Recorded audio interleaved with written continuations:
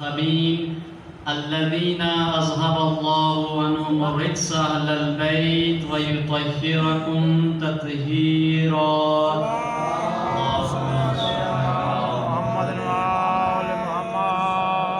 واللعنة الدائمة على أعدائهم أجمعين من الآن إلى قيام يوم الدين. أما بعد فقد قال رسول الله صلى الله عليه وآله وسلم إن لقتل الحسين حرارة في قلوب المؤمنين لا تبرد أبدا. خداوند متعال کی بارگاہ میں ہم دعا گو ہیں کہ اس قلیل سی عبادت کو اپنی بارگاہ میں قبول و منظور فرما اور تمام دنیا بھر میں عزاداران سید الشہداء کی حفاظت فرما. آپ تمام عزاداروں کی حفاظت و صحت و سلامتی کے لیے بآواز بلند صلوات پڑھ لیجیے.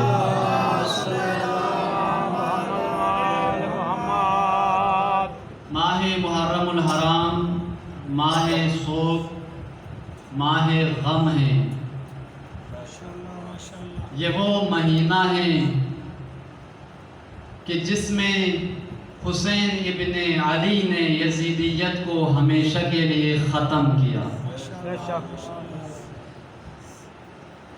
کربلا کی سرزمین پر حسین ابن علی نے اپنے زمانے کے یزید کو ہمیشہ کے لیے ختم کر دیا.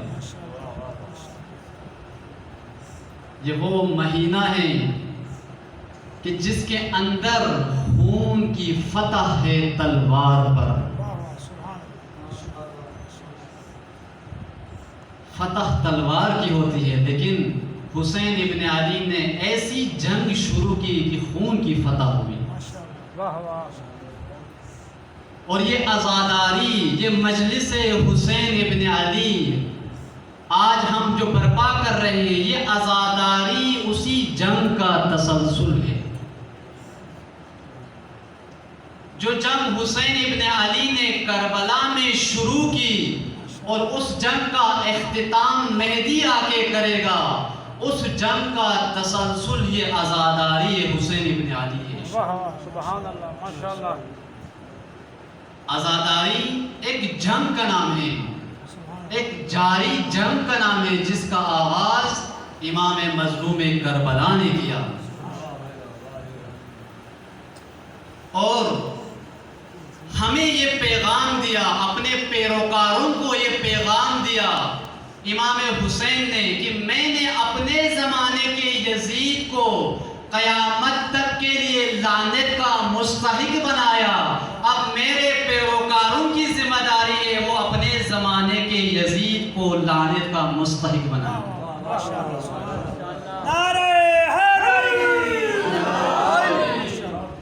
حسین ابن علی نے اپنے زمانے میں حسین ابن علی نے اپنے زمانے میں وارث دین، وارث محمد مصطفیٰ ہونے کا ثبوت دیتے ہوئے اپنے خون تک جا کر دین کی حفاظت کی اور یہ بتلایا اپنے پیروکاروں کو اگر تمہارے زمانے میں بھی اگر دین نابود ہو کہ تم نے خون دے کر حفاظت کرنی، خون دینا پڑے تو بھی دے کر حفاظت کرنی ہے. عزاداری اس جنگ حسین ابن علی کا تسلسل ہے. عزاداری ہم لاچار ہو کر، بے بس ہو کر برپا نہیں کرتے. عزاداری یہ کمزور لوگوں کا کام نہیں بلکہ طاقتور لوگوں کا کام ہے، قوی لوگوں کا کام ہے. عزاداری خود ایک طاقت ہے جس سے ہم بے خبر ہیں. اس کی طاقت کا اندازہ ہمیں نہیں لیکن دشمن کو ہے. آج دیکھیے دنیا بھر میں عزاداری کے کتنے دشمن ہیں. اگر پوری دنیا میں سروے کی جائے باقی اقوام سے زیادہ آپ کو سب سے زیادہ دشمن تشیع کے ملیں گے. کیوں؟ کیونکہ تشیع وارث عزاداری ہے. دشمن نے کوشش کی کہ عزاداری کو ختم کیا جائے لیکن ناکام ہوا، عزاداری ختم نہیں کر سکا، تو پلاننگ تبدیل کی، عزاداری کے مقصد ختم کرنے کی کوشش کی۔ ایسے کام شروع کیے ہوئے ہیں کہ ہم مجلس تو برپا کر رہے ہیں، صدیاں گزر گئی ہم مجلس حسین ابن علی برپا کرتے ہیں، لیکن مجلس حسین ابن علی کا حقیقی مقصد ہمیں حاصل نہیں ہوتا۔ عزاداری کے اندر جو طاقت ہے وہ کسی چیز میں نہیں۔ ایک واقعہ آپ کی خدمت میں عرض کروں، ایک دفعہ صلوات پڑھ لیجئے۔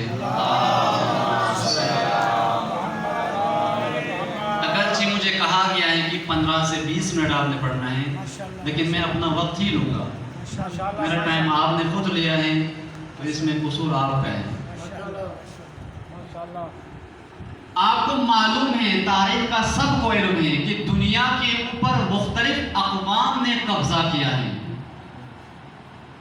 کبھی فرانس نے اٹھ کر حملہ کیا اور مختلف سرزمینوں پر قبضہ کیا، کبھی جرمنی نے اٹھ کر دنیا کے اوپر حملہ کیا اور مختلف ممالک پر قبضہ کیا۔ جرمنی کے ایک جرنیل نیپولین، غالباً ایک جرنیل ہے یا ایک حاکم ہے، اس کا قول میں آپ کی خدمت میں عرض کروں گا کہ عزاداری کی کتنی طاقت ہے۔ یہ دشمن عزاداری ہے، اسلام کا دشمن ہے، عزاداری کا دشمن ہے۔ نیپولین نے دنیا کے اوپر قبضہ کرنا شروع کیا، قبضہ کرتے کرتے ایک ایسے علاقے میں گھسا جہاں پہنچتے ہی محرم الحرام کا آغاز ہوا۔ اس نے دیکھا کہ یکم محرم الحرام کو اس آبادی میں علم کشائی ہو رہی ہے، علم بلند کیا جا رہا ہے۔ وہ دیکھتا رہا، حیران ہوا، یہ کالا جھنڈا کیا ماجرا ہے۔ اس آبادی میں علم کشائی ہوئی، علم جو ہی بلند ہوا، اہل علاقہ علم دیکھ کر علم کے گرد جمع ہونے لگے۔ اس نے یہ ماجرا دیکھ کر بتایا، کاش یہ جھنڈا ہمارے پاس ہوتا۔ وہ علم تو نہیں کہتے نا، وہ جھنڈا کہتے ہیں۔ اس نے کہا کاش یہ جھنڈا ہمارے پاس ہوتا۔ کیوں؟ جس قوم کے پاس ایک ایسا جھنڈا موجود ہو، اس کو بلند کرتے ہی ساری قوم اس کے تلے اکٹھا ہوتی ہے۔ اگر یہ کالا علم ہماری قوم کے پاس ہوتا تو میں 3 دن میں پوری دنیا کے اوپر قبضہ کرتا۔ اسی علم کی طاقت سے میں 3 دن میں پوری دنیا پر قبضہ کرتا۔ یہ علم کی طاقت ہے، علم کا احترام ہے، علم اسلام کا پرچم ہے۔ یہ ایک نشانی ہے، مومن کی نشانی ہے۔ جس گھر پر علم ہوگا یہ نشانی ہے کہ یہ گھر مومن کا گھر ہے، یہ گھر حسین ابن علی سے تعلق رکھنے والوں کا گھر ہے۔ اس گھرانے کا تعلق کربلا والوں سے ہے۔ یہ گھرانہ ابوالفضل عباس سے محبت کرنے والا گھرانہ ہے۔ لیکن عزیزان گرامی، توجہ رکھنا ہوگا، اس علم کے کچھ تقاضے بھی ہیں۔ ایسا نہ ہو کہ چھت پر علم ہو اور نیچے بے نمازی ہو۔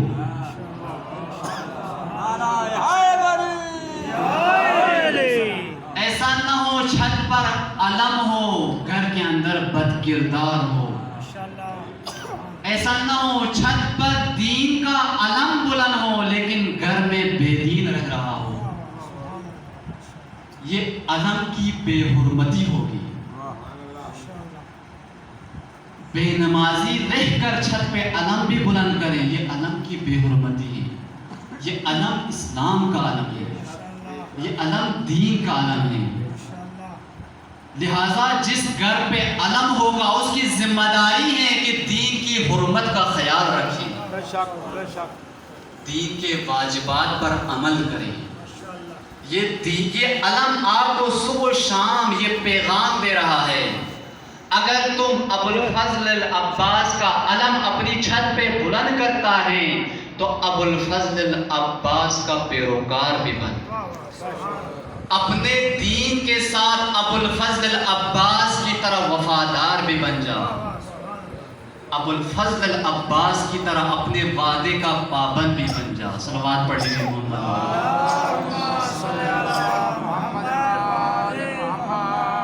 عزاداری کی اتنی طاقت ہے کہ کل بھی عرض ہوا تھا سب سے اولین بانی عزا جناب زینب اولیاء ہے.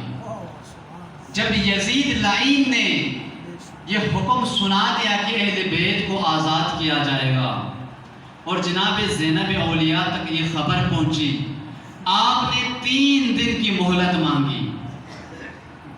یزید کے گھر کے اندر زینب اولیاء نے مجلس حسین ابن علی برپا کی اور شام کی عورتوں کو جمع کر کے امام حسین کے مصائب سنائے.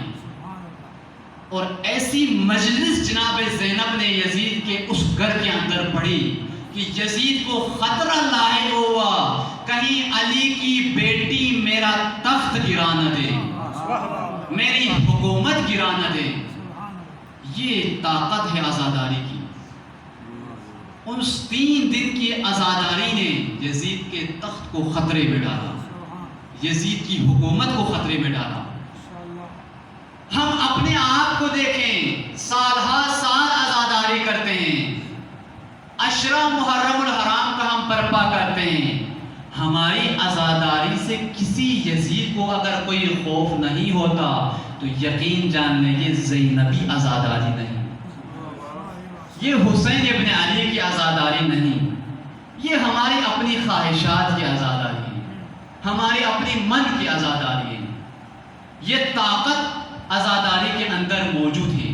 اور آج پوری دنیا میں شیطان بزرگ امریکہ سب سے زیادہ جس قوم سے ڈرتا ہے، وہ خوف کھاتا ہے، وہ ایرانی قوم ہے. وہ خمینی بت شکن کا پیروکار ہے. کیوں؟ ایرانی قوم عزادار حسین ابن علی ہے. اس قوم کو ان کے امام خمینی بت شکن نے عزاداری کا حقیقی معنی بتا دیا. کیا کیا امام خمینی نے؟ آج کے زمانے میں جیسے جو سعودی عرب کے اندر جو بادشاہی نظام ہے، باقی دیگر عرب ممالک کے اندر بھی بادشاہی نظام ہے، اس زمانے میں ایران کے اندر بھی شاہی حکومت تھی. اور وہ شاہی حکومت 2500 سال سے چلتی ہوئی آ رہی تھی. جس طرح ہمارے زمانے میں سعودی عرب کی شاہی حکومت سب سے طاقتور بادشاہی نظام ہے، اس زمانے میں سب سے قوی ترین بادشاہی نظام ایرانی شاہ کی حکومت تھی. لیکن کیا ہوا؟ یہی شاہی حکومت جو طاقتور تھی، ایک عالم دین اٹھتا ہے، ایک مجتہد قیام کرتا ہے، اپنی قوم کے اوپر بھروسہ کر کے ایسا قیام کیا 2500 سالہ تخت شہنشاہی گرا دیا اور اسلامی نظام اپنی سرزمین پر نافذ کیا.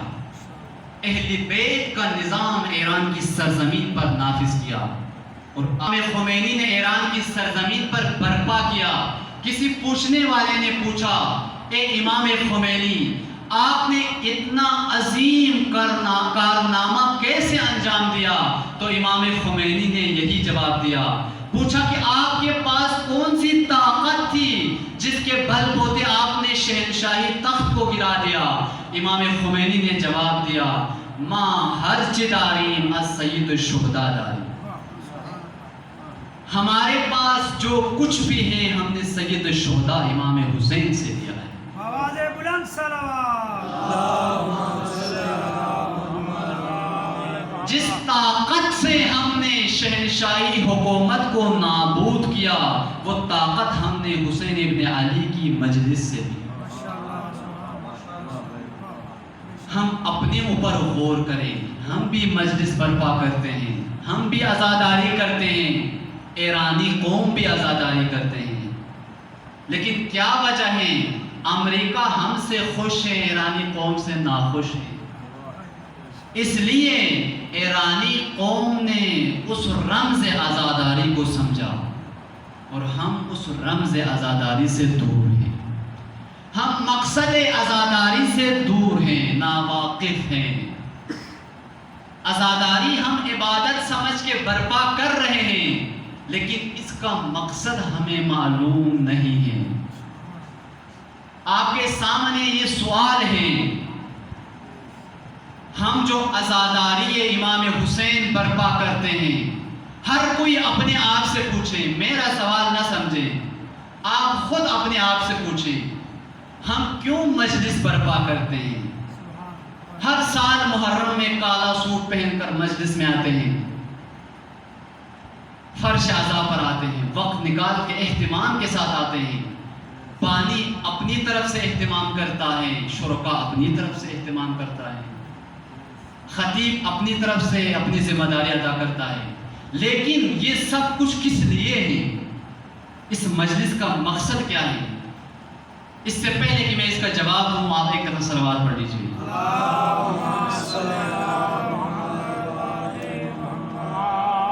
ہم جب سے پیدا ہوئے ہیں مجلس میں شرکت کر رہے ہیں. جب ہم بچے تھے باپ کے ساتھ مجلس میں جاتے تھے, ہم جوان ہوئے پھر بھی جاتے رہے, بوڑھے ہو گئے اب بھی جا رہے ہیں. بچہ بھی ہیں, جوان بھی ہیں, بوڑھے بھی ہیں, خواتین بھی ہیں. ہر طبقہ, ہر فیلڈ سے تعلق رکھنے والا مجلس اعظم میں آ کر موجود ہیں. لیکن کس لیے؟ ہر کسی کی اپنی ذمہ داری ہے, اس کو چھوڑ کے سب یہاں آئے ہوئے ہیں. کس لیے آئے ہوئے ہیں؟ مجلس برپا کرتے ہیں, اس کے باوجود بھی ہم پاکستانی قوم سب سے زیادہ ذلیل قوم ہے, سب سے زیادہ محکوم قوم ہے. پوری دنیا میں سب سے زیادہ تحقیر کی جانے والی قوم پاکستانی قوم ہے. باہر دنیا میں جب پتہ چلتا ہے کہ یہ پاکستانی ہے تو لوگ پاکستانی قوم کو, پاکستانی لوگوں کو حقارت کی نگاہ سے دیکھتے ہیں. کس وجہ سے؟ کیا ہم عزاداری نہیں کرتے ہیں؟ کرتے ہیں. جس طرح ایرانی قوم عزاداری کرتے ہیں ہم بھی اسی طرح کرتے ہیں. جس طرح عراقی قوم عزاداری کرتے ہیں ہم بھی کرتے ہیں. پھر کیوں ہم محکوم ہیں؟ امام خمینی رحمت اللہ علیہ فرماتے ہیں, جس قوم کے پاس حسین ابن علی جیسی ہستی موجود ہے اس کے لیے یہ حق نہیں پہنچتا کہ وہ ذلت کی زندگی گزارے. جس قوم کے پاس حسین ابن علی جیسے امام حریت موجود ہو اس قوم کو یہ حق نہیں پہنچتا وہ کہ غلامانہ زندگی گزارے. ہم امریکہ کے غلام ہیں اور امریکہ ایران کے دشمن ہیں. کیا وجہ ہے؟ کوئی تو وجہ ہے. عزاداری ہم بھی برپا کر رہے ہیں, وہ بھی برپا کر رہے ہیں, لیکن امریکہ ان کے دشمن اور ہمارے آقا, دوست نہ کہیں, ہمارے آقا بدقسمتی سے ہماری قوم کے اوپر, ہماری مملکت کے اوپر جب سے یہ ملک بنا ہے, وجود میں آیا ہے, ایسے پست حکمران اقتدار پر آئے جو امریکہ کی غلامی کو اپنے لیے سعادت سمجھتا ہے, جو اقتدار پر آتے ہی شیطان بزرگ کو اپنا آقا مانتا ہے.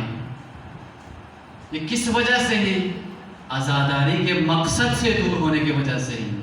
عزاداری کا اور کوئی مقصد نہیں ہے. اگر آپ کے ذہن میں, آپ کے عقل میں میرا پہلا جملہ آ گیا تو عزاداری کا مقصد خود آپ کو معلوم ہو گیا. میں نے عرض کیا یہ عزاداری تسلسل عاشوراء ہے. یہ عزاداری قیام امام حسین کا ایک تسلسل ہے. یہ عزاداری جنگ حسین ابن علی کا ایک تسلسل ہے. وہ جنگ جس کا آغاز حسین ابن علی نے کیا, اختتام مہدی آ کے کرے گا.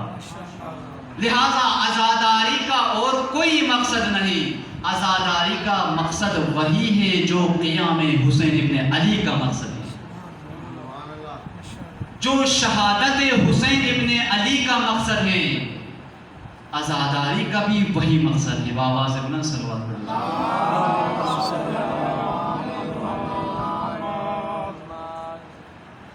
اب دوسرا سوال، ایک پریشانی میں نے آپ کو ڈال دیا، اب دوسری پریشانی میں بھی ڈال دیتا ہوں. ٹھیک ہے، ہمیں یہ معلوم ہو گیا عزاداری کا وہی مقصد ہے جو امام حسین کے قیام کا مقصد ہے. دوسرا سوال یہ ہے، اب آپ یہ بتائیں کہ امام حسین کے قیام کا کیا مقصد ہے؟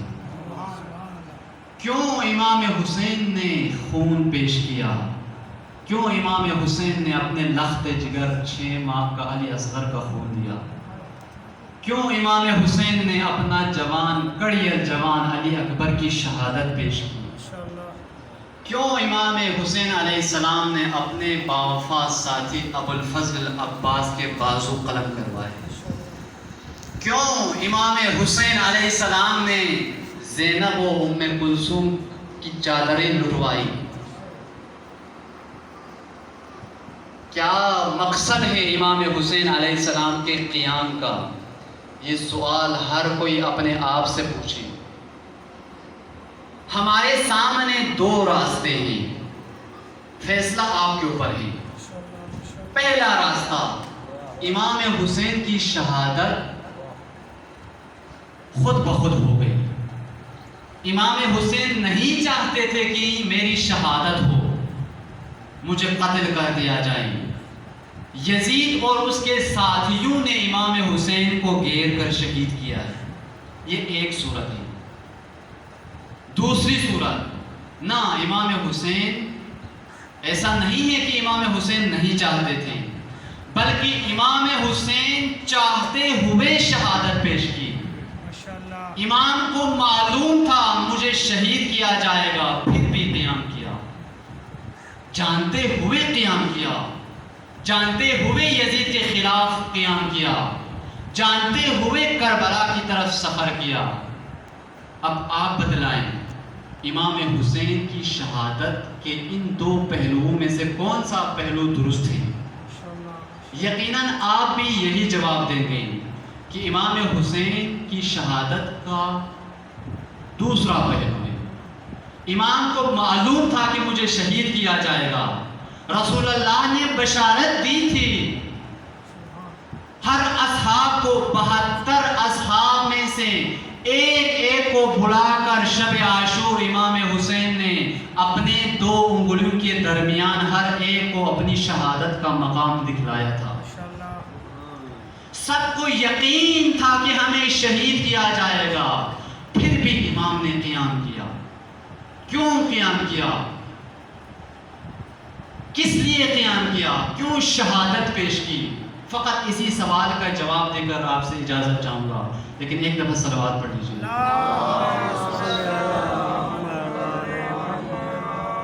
کس لیے شہادت پیش کی؟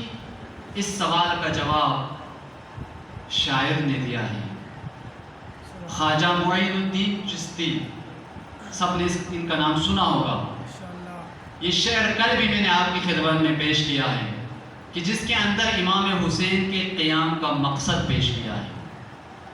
شاہ است حسین، بادشاہ است حسین. اگر کوئی بادشاہ کائنات میں ہیں تو وہ حسین ابن علی ہے. اگر کوئی شہنشاہ کائنات اس دنیا میں آیا ہے تو وہ حسین ابن علی ہے. دین است حسین، دین پناہ است حسین. اگر دین محمدی باقی ہے، قائم ہے تو حسین ابن علی کی شہادت کی وجہ سے قائم.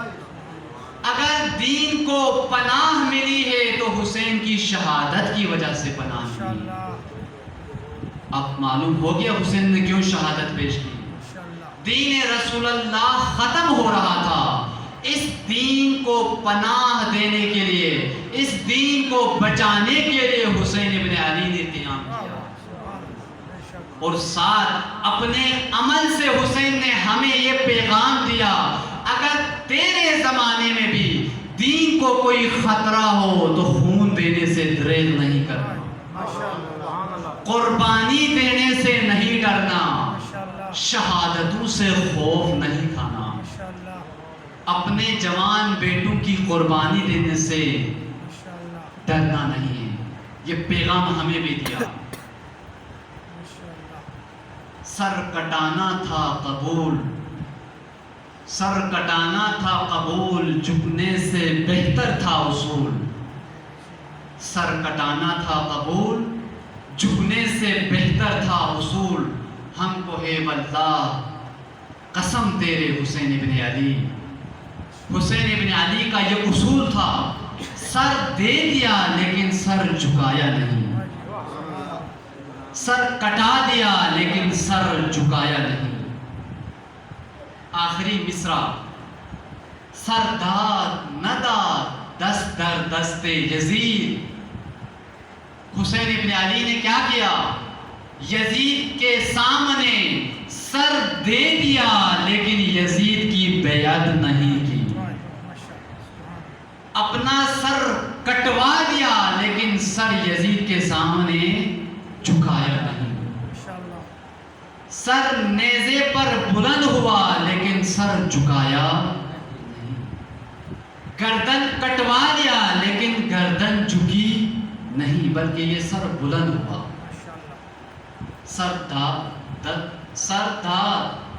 سردار ندار دست در دست یزید، سر دے دیا لیکن یزید جیسے کہ بیعت نہیں کی۔ حقا کی بنا لا الہ است حسین، شاعر فرماتے ہیں کہ حق یہ ہے لا الہ الا اللہ کی بنا حسین ابن علی کی شہادت میں۔ اگر کلمہ لا الہ الا اللہ محمد الرسول اللہ کو اگر بقا ملی ہے تو حسین کی شہادت سے ملی ہے۔ یہ ہے مقصد حسین، یہ ہے قیام حسین کا مقصد، اور آج عزاداری کا بھی یہی مقصد ہے۔ ہم اپنے زمانے میں دین کو نابود ہونے نہ دیں، دین کو پائمال ہونے نہ دیں، مقدسات دین کی بے حرمتی ہونے نہ دیں۔ ایک دفعہ صلوات پڑھ لیجئے محمد علیہ۔ بس ختم کروں گا، لیکن جیسے کل وعدہ دیا تھا کہ روزانہ امام حسین علیہ السلام کا ایک فرمان ضرور سناؤں گا۔ کل آپ کی خدمت میں امام حسین نے کن الفاظ میں ان کو جواب دیا وہ پیش کیا تھا۔ آج امام حسین علیہ السلام کا وہ نورانی کلام جو امام حسین نے مروان بن حکم لعنت اللہ علیہ، جو والی مدینہ کا مشیر تھا، مروان بن حکم کے بارے میں آپ کو بتاؤں میں، اگر یہ وہ نجس انسان ہیں، بنو امیہ سے تعلق رکھنے والا انسان ہے کہ جسے رسول اللہ صلی اللہ علیہ وآلہ وسلم نے اپنی حیات مبارکہ میں ہی اسلامی حکومت سے باہر نکال دیا تھا، اسلامی سرزمین سے باہر نکال پھینک دیا تھا، اور فرمایا تھا کہ انہیں اسلامی حکومت کے اندر نہیں لانا۔ فرمایا تھا کہ یہ لوگ مسلمان نہیں ہیں، بنو امیہ مسلمان نہیں ہے۔ ظاہراً اگرچہ ابو سفیان نے کلمہ پڑھا ہے لیکن جان بچانے کے لیے کلمہ پڑھا ہے، جان کی امان کی خاطر کلمہ پڑھا ہے۔ اس وجہ سے رسول اللہ نے اپنی حیات میں اس نجس انسان کو سلطنت اسلامی سے باہر نکالا اور وصیت کی تھی کہ کبھی ان کو اسلامی حکومت کے امور سنبھالنے کی اجازت نہیں دینی۔ لیکن افسوس کے ساتھ متاسفانہ طور پر مسلمانوں کے خلیفہ سوم حضرت عثمان غنی نے اس انسان کو جسے رسول اللہ نے باہر نکالا تھا، اسے دوبارہ واپس اسلامی حکومت میں بلایا اور اپنی بیٹی کی شادی اس شخص سے کروائی. خلیفہ سوم کی بیٹی کی شادی اس شخص سے ہوئی اور اس کے بعد حکومت کے اندر باقاعدہ اس کو حصہ دیا. حکومت چلانے میں اس کا بڑا رول رہا. اور خلیفہ سوم کی وفات کے بعد جب یزید کی حکومت آئی، معاویہ کی حکومت کے بعد یزید کی حکومت میں بھی اس کو حکومت میں رکھا اور مدینے کے اندر ولید کی سرپرستی میں اس کو ولید کا مشیر بنا دیا. جب ولید نے امام حسین سے بیعت طلب کی تو اس لعین شخص نے ولید کو مشورہ دیا کہ یا حسین ابن علی سے یزید کی بیعت لے لو، اگر بیعت نہیں کرتے تو حسین کا سر قلم کر دو، حسین کو شہید کر دو. وہیں پر امام حسین علیہ السلام نے ایک جملہ ولید کو مخاطب کر کے فرمایا اور ایک جملہ اس نجس انسان کو مخاطب کر کے فرمایا. آپ کی خدمت میں کل ولید کو امام حسین علیہ السلام نے جو کچھ بیان کیا وہ پیش کیا. آج مروان بن حکم کو جو امام حسین نے کچھ بیان کیا وہ بیان کرنے کی کوشش کروں گا. ایک دفعہ صلوات پڑھ لیجیے. مروان نے جب یہ مشورہ دیا کہ حسین کا سر قلم کر دیں وگرنہ حسین کبھی بیعت کرنے والے نہیں ہیں، امام حسین نے فرمایا انا للہ و انا الیہ راجعون وعلی الاسلام السلام اذا بلیت الامت براء مثل یزید. فرمایا اس اسلام پر فاتحہ پڑھ، اس اسلام پر میرا آخری سلام ہو، اس اسلام پر میرا آخری سلام ہو جس اسلام کا حاکم یزید جیسا نجس انسان بن جائے، اس اسلام پر میرا آخری سلام ہو. یہ نہیں فرمایا اس اسلام پر میرا آخری سلام ہو جس کا حاکم یزید بن جائے، بلکہ فرمایا جس اسلام کا حاکم یزید جیسا نجس انسان بن جائے اس پر میرا آخری سلام ہو. یہ اس لیے فرمایا حسین ابن علی کو یہ معلوم تھا حسینیت اور یزیدیت کی جو جنگ میں نے شروع کی ہے یہ قیامت تک جاری رہے گی. حسین ابن علی کا پیروکار بھی قیامت تک آئیں گے اور یزید کے پیروکار بھی قیامت تک آئیں گے اور یہ جنگ قیامت تک جاری رہے گی. اور مجھ حسین ابن علی سے تعلق رکھنے والے پیروکاروں کی ذمہ داری ہے اپنے زمانے کے یزید کی حکومت کا فاتحہ پڑھ، اس پر اپنا آخری سلام کر. آگے فرمایا وَلَقَدْ سَمِعْتُ جَدِّي رَسُولَ اللَّهِ يَقُولُ الْخِلَافَةُ مُحَرَّمَةٌ عَلَىٰ آلِ أَبِي سُفْيَانَ. میں نے اپنے جد رسول اللہ صلی اللہ علیہ وآلہ وسلم سے سنا ہے، آپ نے فرمایا کہ حکومت اسلامی و خلافت اسلامی آل ابی سفیان پر حرام ہے. یہ رسول اللہ کی حدیثیں امام حسین فرما رہے ہیں. آل ابی سفیان کو حکومت پر تخت پر رکھنا حرام کام ہے. اگر امت اسلامی انہیں ووٹ دیتی ہے، ان کے کینڈیڈیٹ بن جاتے ہیں، ان کا نمائندہ بن جاتے ہیں تو یقین جان لیں یہ حرام کام ہے. آل ابی سفیان کا اس تخت پر آنا حرام کام ہے. آگے امام حسین فرماتے ہیں فَإِذَا رَأَيْتَ مُعَاوِيَةَ عَلَىٰ مِنبَرٍ. رسول اللہ نے فرمایا اگر معاویہ و آل معاویہ میری منبر پر آ کر بیٹھ جائیں تو کیا کرے؟ امت تماشائی بن کر دیکھتی رہیں؟ نہ، فرمایا فَبْقَرُوا بَطْنَهُ، معاویہ کا پیٹ چاک کر دو، آل بنی امیہ کا پیٹ چاک کر دو، انہیں اس تخت سے ہٹا دو، ان کو ووٹ نہ دو، ان کے حامی مت بنو، بلکہ انہیں اس تخت سے ہٹا دو. وہی کام جو امام خمینی نے کیا. اس فرمان نورانی پر امام خمینی نے ایران کی سرزمین پر عمل کیا.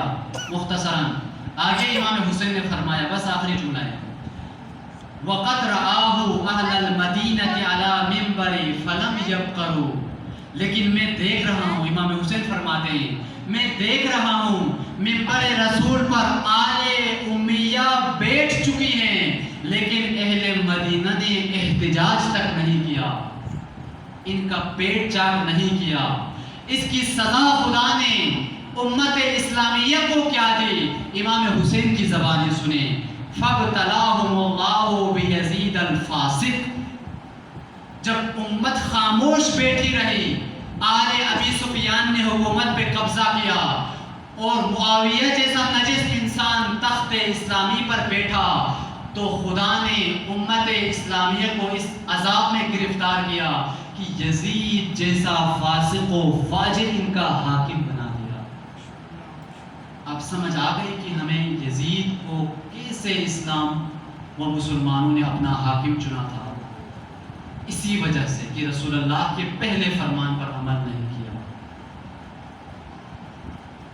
عزاداران سید الشہداء، کربلا کا یہ سفر، مصیبتوں کا یہ سفر، اگرچہ حسین ابن علی نے 28 رجب کو شروع کیا، امام مظلوم کربلا نے 28 رجب کو شروع کیا، لیکن مصیبتوں کا آغاز رسول اللہ کی رحلت سے ہو چکا تھا.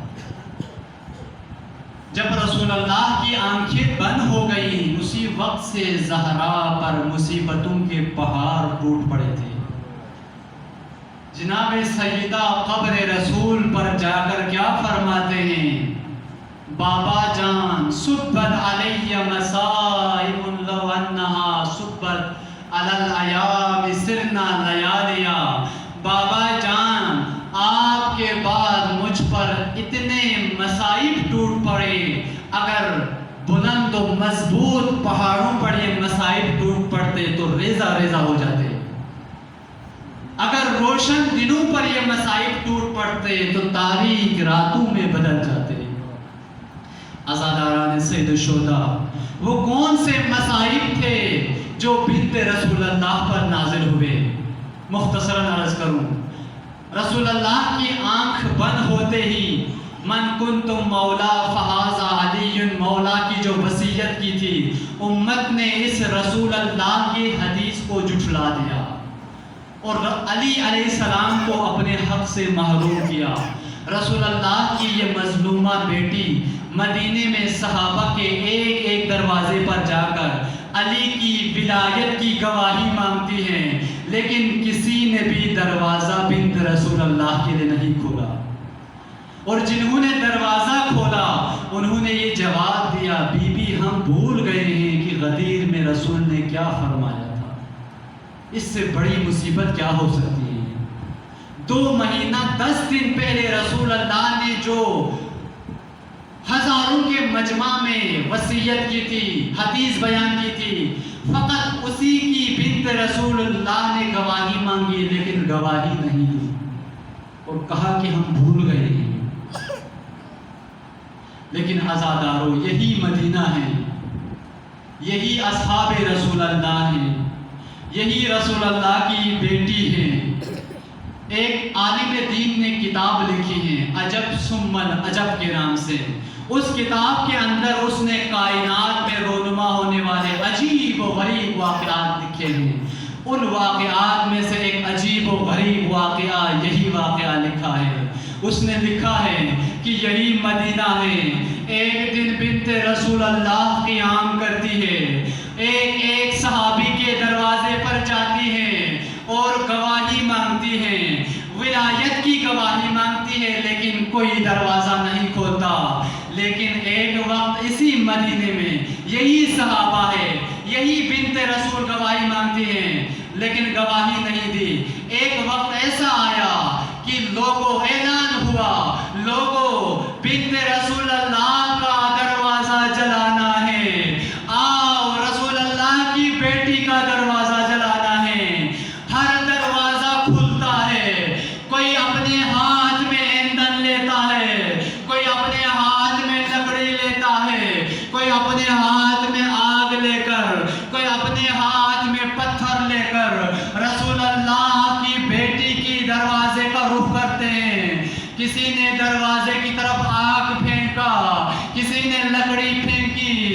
دروازے پر آ کر گستاخی کرنے لگے، دروازہ کھولو، ابو الحسن کو باہر نکالو وگرنہ ہم دروازے کو آگ لگا دیں گے۔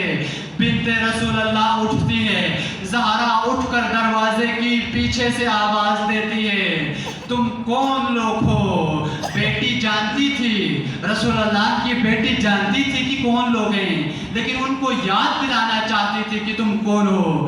رب فرماتی ہیں تم جس رسول کے کلمہ پڑھتے ہو، تم جس رسول کے مسلمان ہو، میں اس رسول کی بیٹی ہوں، یہ دروازہ اسی رسول کی بیٹی کا دروازہ ہے، تم کیسے گستاخی کر سکتے ہو؟ لعینوں نے بات نہیں سنی، گستاخی کی اگر ابو الحسن کو باہر نہیں نکالا تو دروازے کو آگ لگا دیں گے۔ عزاداران سید الشہداء انتظار نہیں کیا، بی بی فرماتی ہیں جب تک زہرا زندہ ہے ابو الحسن کو کوئی نہیں لے جا سکتا۔ ان لعینوں نے دروازے کو آگ لگایا، وہ دروازہ جس پر روزانہ رسول اللہ آئے تطہیر کی تلاوت کرتے تھے، جس پر روزانہ رسول اللہ سلامی دیا کرتے تھے، اس دروازے کو جلا دیا۔ دروازہ جلنے کا بھی انتظار نہیں کیا، دروازے کو ٹھوکر مار کر دروازہ گرا دیا، اور 50 لوگوں کا یہ گروہ دروازے کے اوپر سے گزر کر اندر آیا۔ ان لعینوں میں سے ایک لعین سے جب پوچھا گیا بتا تم لوگ زہرا کے در کو جلا کر زہرا کے گھر میں کیسے گھسا؟ اس لعین نے جواب دیا ہم دروازے کے اوپر پاؤں رکھ کر جب گزرے تو دروازے کے نیچے سے زہرا کی آواز آتی ہے، فضا جلدی آئیو، فضا جلدی میری مدد کو آئیو، لعینوں نے میرے محسن کو شہید کر دیا۔ فضا علی ابن ابی طالب کو مت بتانا، علی مجھ سے بڑا مظلوم ہے۔ لعین جب اندر گھس کر ابو الحسن کو علی ابن ابی طالب کو اس بے دردی کے ساتھ لے کر جا رہے تھے، میں بیان نہیں کر سکتا، اس طرح لے جا رہے تھے زہرا اپنا غم بھول جاتی ہیں، اپنا ہاتھ زخمی پہلو سے اٹھا کر علی کے دامن کو مضبوطی سے پکڑتی ہیں اور گریہ کرتی ہیں جب تک زہرا زندہ ہے علی کو کوئی نہیں لے جا سکتا۔ یہ لعین علی ابن ابی طالب کو اپنی طرف کھینچتا ہے تاکہ زہرا کا ہاتھ چھوٹ جائے، لیکن زہرا بھی زمین پر کھینچتی چلی آئی۔ اس لعین سے جب پوچھا گیا اے لعین بتا تو نے زہرا کا ہاتھ کیسے چھڑایا؟ لعین نے بتا دیا کہ میں سمجھ گیا زہرا کا ہاتھ بہت مضبوط ہے، گرفت بہت مضبوط ہے، ہاتھ چھوٹنے والا نہیں ہے۔ میں نے دائیں دیکھا، میں نے بائیں دیکھا، میرے سامنے قلفز کھڑا تھا، قلفز کے کمر بند سے تازیانہ نکالا اور تازیانے کو ہوا میں لہرا کر اس زور سے دست اطہر زہرا پہ مارا، زہرا کے ہاتھ پر نیلا زخم پڑ گیا۔ زہرا کا نیلا ہاتھ، زخمی ہاتھ ہوا میں لہرا کر فرماتی ہیں علی اللہ کے حوالے، علی اللہ کے حوالے۔ امام صادق سے جب پوچھا گیا مولا آپ بتائیں زہرا کے کون سے 2 زخم تھے جس پر عمر بھر علی ابن ابی طالب گریہ کرتے رہے، جس پر عمر بھر زہرا گریہ کرتی رہی؟ امام صادق فرماتے ہیں ایک زخم دست اطہر زہرا کا زخم ہے جس پر لعین نے کوڑا مارا تھا، دوسرا زخم زہرا کے پہلو کا زخم تھا جس پر دروازے کے میخ نے زخم کیا تھا۔ الا لعنت اللہ علی القوم الظالمین وسيعلم الذين ظلموا أي منقلب